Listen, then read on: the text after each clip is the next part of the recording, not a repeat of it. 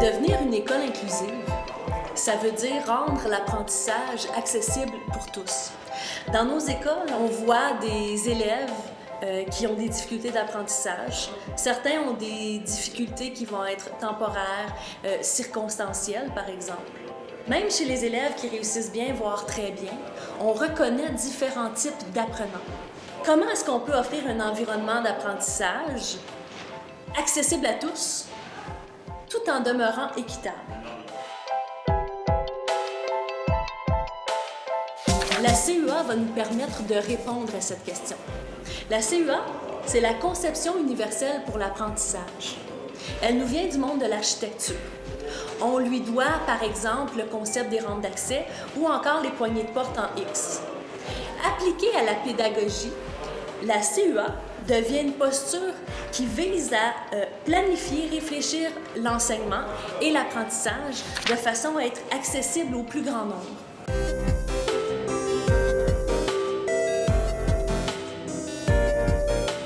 On ne peut plus parler de l'élève moyen dans nos classes. L'élève moyen n'existe pas. Même sur le plan cognitif, on constate que les jeunes apprennent tous de façon différente. Le parcours d'un élève n'est jamais linéaire.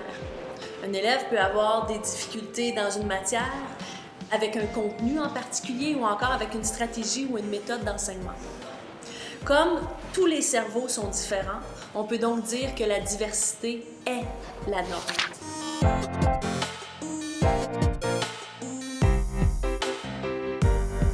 Ce que la CUA va nous permettre, c'est d'éliminer les obstacles. Par exemple, on peut fournir à l'élève un texte en format papier et en format numérique.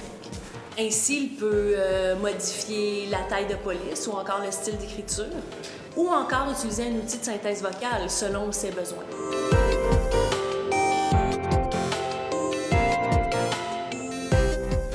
Ce que la CUA va surtout faire, c'est de développer une mentalité de croissance, ce qu'on appelle en anglais le growth mindset.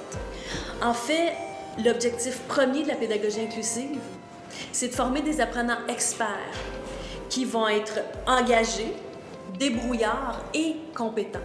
On veut faire des élèves des apprenants qui se connaissent et qui savent comment ils apprennent bien.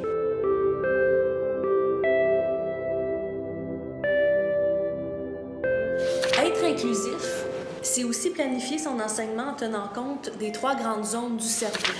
Le cerveau limbique, qui touche à tout ce qui est affectif et engagement.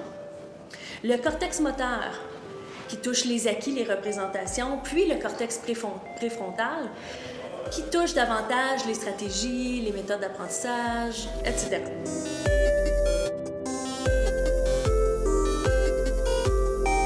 En fait, l'élément le plus important de la CUA, c'est d'offrir des choix à l'élève.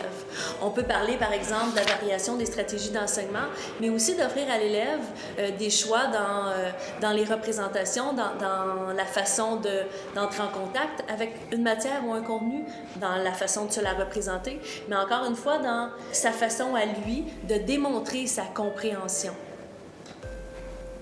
Si je voulais résumer la pédagogie inclusive en quelques mots, je dirais que c'est une posture qui vise à éliminer les obstacles à l'apprentissage en offrant des choix et en permettant à l'apprenant d'apprendre encore mieux.